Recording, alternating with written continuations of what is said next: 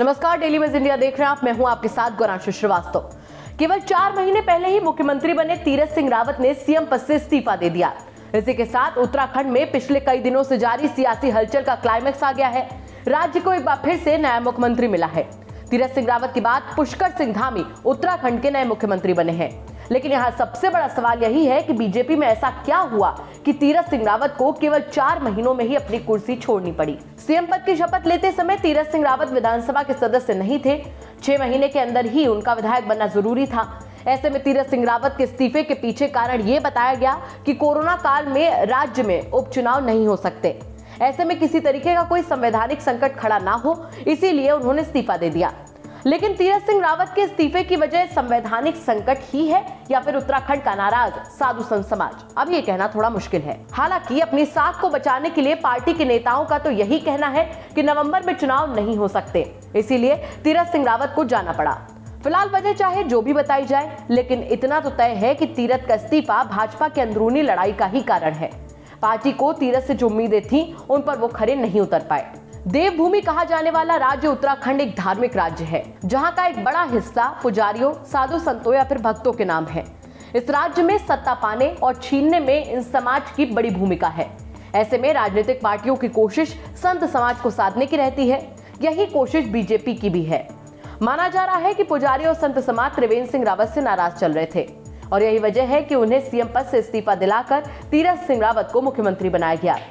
BJP को उम्मीद थी कि तीरथ सिंह रावत संत समाज को साध लेंगे, लेकिन अपनी 4 महीने की सत्ता में तीरथ सिंह रावत कोई कमाल नहीं दिखा पाए। उल्टे कुछ ऐसे विवादित बयान जरूर दे दिए जिन्हें लेकर कई बार पार्टी को ही सफाई पेश करनी पड़ी।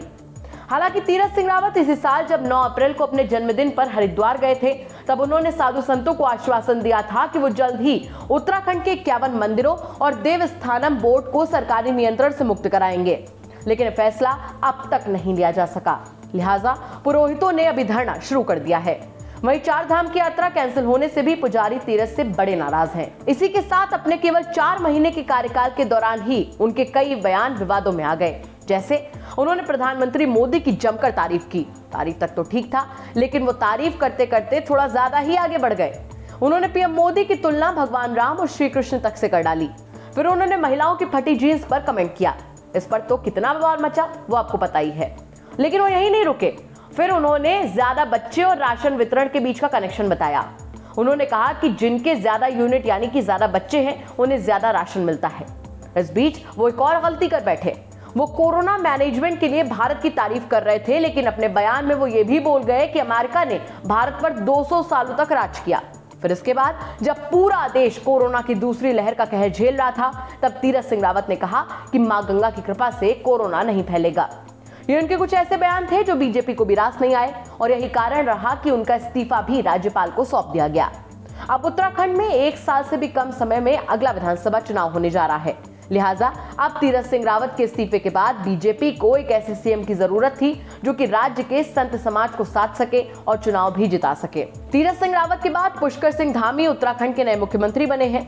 पुष्कर सिंह धामी राजनाथ सिंह के काफी करीबी माने जाते हैं। 45 साल के धामी 2 बार विधायक रह चुके हैं।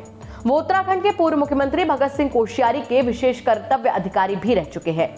हालांकि धामी के सीएम बनने से पहले तक सतपाल महाराज, धन सिंह रावत और रमेश पोखरियाल समेत लगभग आधा दर्जन नेता सीएम पद की रेस में शामिल थे।